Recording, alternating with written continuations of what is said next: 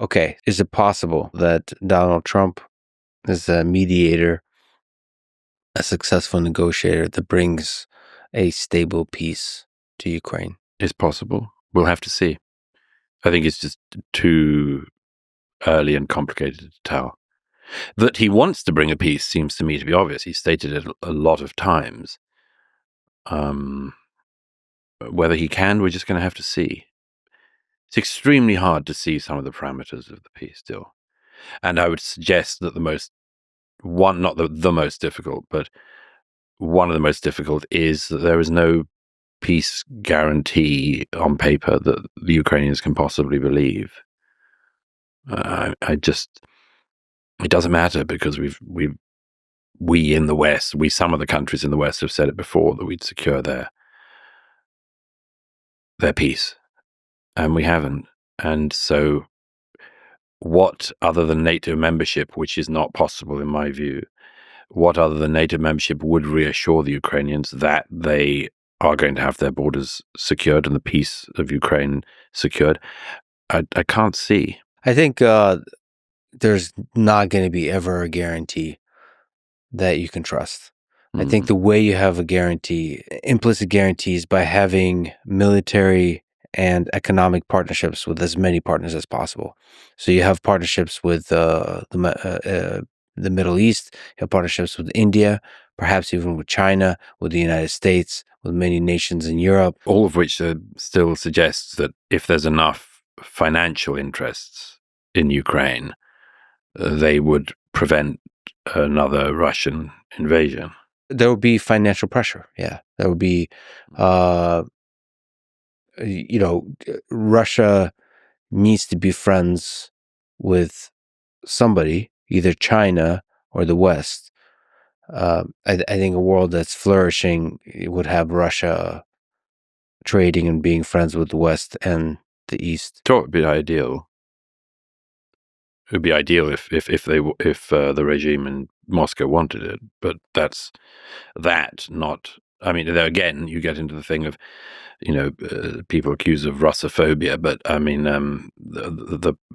I do believe that after the fall of the wall, Russia was ill-treated by the West, not treated with some of the courtesy that it required. I do think that, and at the same time, that doesn't justify the actions of Russia in the last 20 years. Right, but let's descend from the surrealist to the realist. It's very possible for Russia to be on the verge of military invasion of these nations, and that being wrong, while also not doing it because they're afraid to hurt the partnerships with the West and with China. It's possible, but the alliance they formed with this sort of rogue alliance with China to a considerable extent, North Korea, not useful, and Iran is something they seem to find bearable. It's not a very good alliance in most people's analysis, but it's an alliance.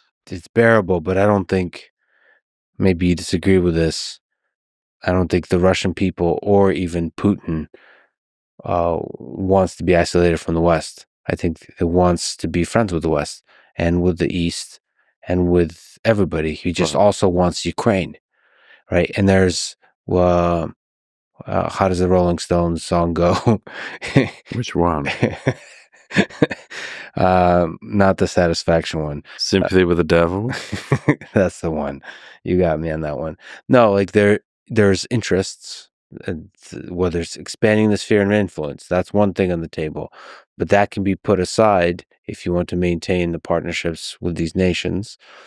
And if Ukraine has strong economic partnerships with those nations, then that prevents Russia from invading. I think the premise is one that I've seen before.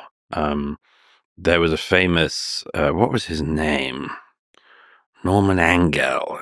He wrote this book, which was a fantastic bestseller in his day, where he believed that Europe would be in a period of endless Kantian peace because the prospect of European powers going to war was so economically unviable. the book was reissued after World War One, and I never got the second edition, but I assume it was significantly rewritten. That's a very kind of cynical take, that just because the book is wrong. I'm not saying just the book is wrong. I'm saying that the idea that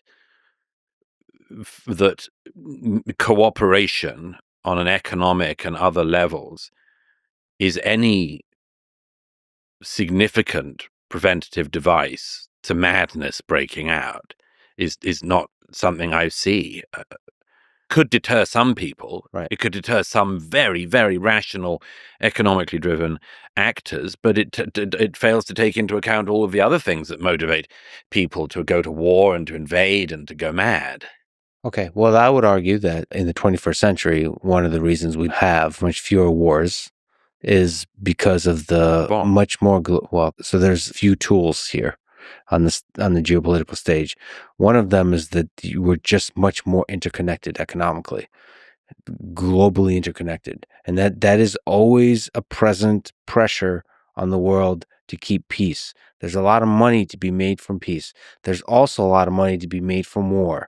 There's a lot of interest attention, and I'm just presenting one of the tools that a leader should be using. The alternative is what? Military force. That is an interesting one, sometimes a useful one, but unfortunately, it has its downsides also. And after 3 years of war and the hundreds of thousands dead, you have to start wondering, what are the options on the table? Right? I agree. I'm obviously for economic cooperation, but my only caveat is not to think that that is something which is of ultimate interest, or even at the top of the list of interests of despots, tyrants, extremists who want something else. Yeah, but can you read the mind of Vladimir Putin? No.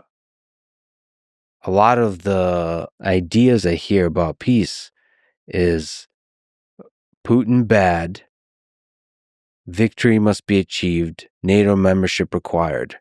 Yeah, well, there's this kind of like, but what's the there? You have to come to the table to end the killing.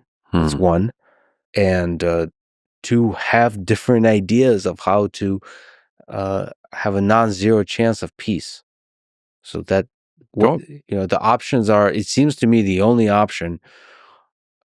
Not the only option, but the likeliest option is a lot of strong economic partnerships. There's, of course, other radical options. There's Russia joining NATO or something like this, or there's giving, flirting with World War III, essentially giving nukes to Ukraine or something like this. There's like crazy stuff, or a totally new military alliance with France and Britain and Germany and European nations and Ukraine, or some weird network of military power that threatens Russia in some way, or maybe some big breakthrough partnership between India, China, and Ukraine, something like this. Just some really out there ideas, and I think that's how the world that's how the world finds a balance and realigns itself in interesting ways. And look, it could be. I hope your idea is right. I think it's about it's certainly the most peaceful way for this to be resolved. My only caveat, as I say, is, and also never forget to factor in that people want different things in this world. And some people don't dream as you dream. I think we'll talk about that in your new book, Death Cults. That one is an easier one for me to understand to the story that you're describing.